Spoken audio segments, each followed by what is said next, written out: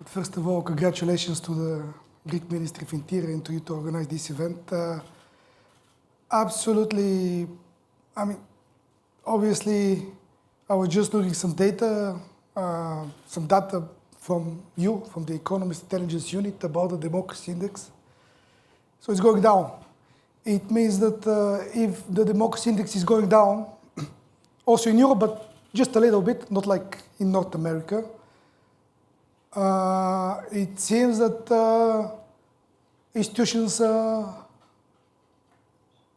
not working that well, that they used to work before that. So it means that we are talking about reforms, we are talking about democracy, but the word is actually the democracy, the word is declining, which is a sign of something that is not that positive. So I think that one of the reasons, obviously, is that governments are not that transparent. So I can see also many cases also here and across the region that we are talking about transparency and to have information about registers, to talk like simple documentation to bring online. So this is the focus. So imagine that from the citizen point of view, it's not like Ministry of Interior, it's not Ministry of Labor, it's not, I don't know, Labor Commission or Financial Supervision Commission or Municipality of Thessaloniki or I don't know what. It's one. And then it seems that institutions, not only here but everywhere, they work like in silos. They publish their information in Mythos. So okay, the information in Mythos is there, but this is not one state. This is many institutions that are not, the main issue between them is coordination. So talking about also civil servants, usually people expect if they go to training and then they train one person from Ministry of Interior, this person to bring some change into the institution. It doesn't work like that. So we are focusing on small things, not on the process in the general picture. So I'm thinking about this kind of transformation with citizens that should bring like more unity into the system of state.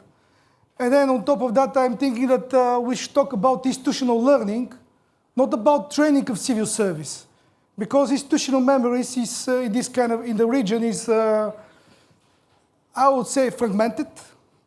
Although East Europe and Western Europe is, I was looking some data also about the AI index in Oxford, so it seems that we are not that behind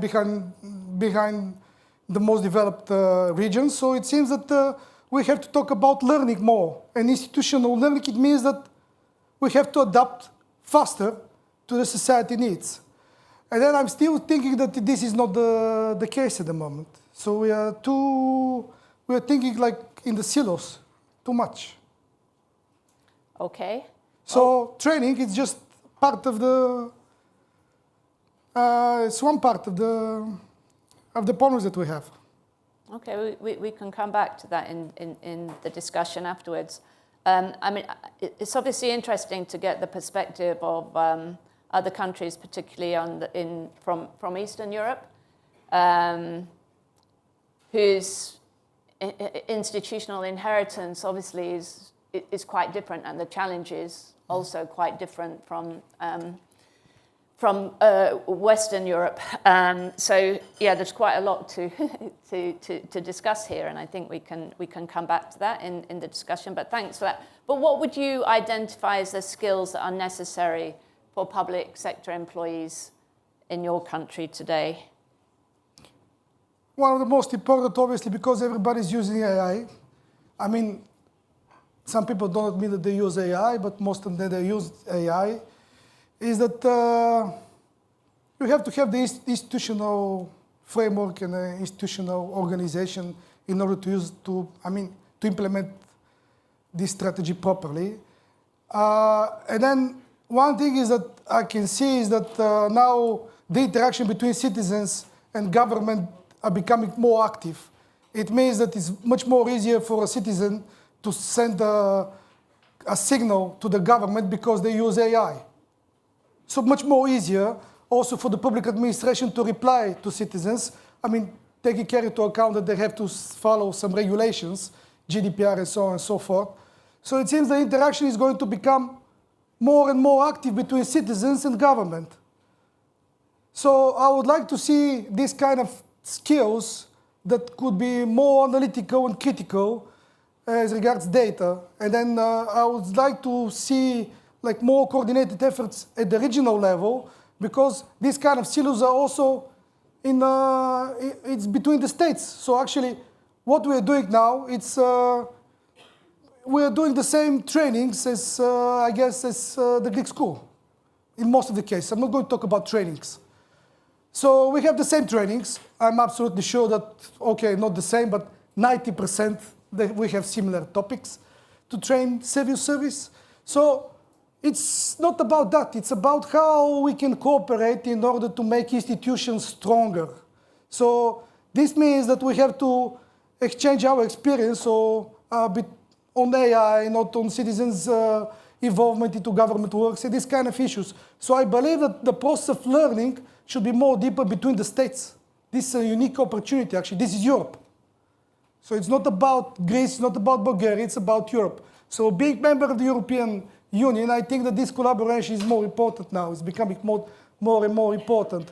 The other thing that civil servants, skills, I'm not sure about skills, but I think it's about, in general, openness, is to start publishing more and more data online. We are still struggling on these kind of basic issues, on giving more, if you want a new relations with citizens, then you should be 100% transparent. How can the government be 100% transparent? I don't know. But this is the aim, because we have to think about the only way we have actually improved the government is to bring more transparency. And then bring more transparency would mean that citizens and society, they can analyze more and more information. And now it's much more easy to analyze information than it was like 3 years ago. And then I'm sure that in 2 years' time, we're going to be much more faster than we are now. So it means that civil service should be, we should think about actively being engaged in reforms. At the same time, we have to bring new blood to the civil service, because it's not going to change. Everybody's fighting for AI experts, everybody. It's not China.